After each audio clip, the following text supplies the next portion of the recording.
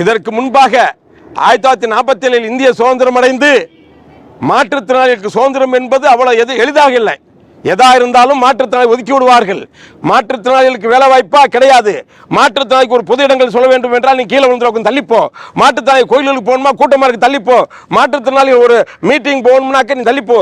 ஆனால் அதை முறியடித்து தலைவர் கலைஞர் வழியில் மாண்புமிகு துணை முதலமைச்சர் அவர்களும் மாண்புமிகு முதலமைச்சர் அவர்களும் இன்றைக்கு எங்களுக்கு இருக்கக்கூடிய கஷ்டத்தை அறிந்து இன்றைக்கு நாங்களெல்லாம் இப்போ நான்லாம் இன்றைக்கு இருக்கக்கூடிய மாற்றுத்திறனாளிகளாம் அந்த கடலில் அந்த மணலில் செல்வது ரொம்ப கடினம். அந்த மணலில் குச்சியை ஊன்றிக்கொண்டு தன்னுடைய ஊன்றுகளை ஊன்றிக்கொண்டு செல்வது என்பது மிகப்பெரிய கடினம். அது எட்டாக்கணியாகத்தான் இருக்கின்றோம். ஏன்தான் காரணம், எங்களை தூக்கி செல்வார்கள் உதவியாளர்கள். ஒன்று எங்களுடைய உறவினர்கள் இழுத்து செல்வார்கள், 2 கையை பிடித்து 2 பக்கம் இருந்து தூக்கி சுமந்து சொல்லுவார்கள். எங்களுடைய தாய் தகப்பன் ஒரு 18 வயது கீழே உள்ள அந்த மாற்றுத்திறனாளிகளை தோளில் சுமந்து அவர்கள் மிக கடினமான ஒரு கஷ்டத்திலே தன்னுடைய பிள்ளையை கொண்டு போய் அந்த நீரில் வைத்து அளவு பார்ப்பார்கள்.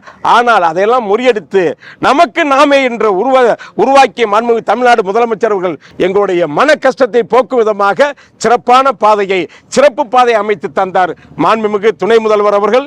அவர்களுக்கு எங்களுடைய கோரிக்கையை நிறைவேற்றியதற்கு மனமார்ந்த நன்றியை தெரிவித்துக் கொள்கிறேன்.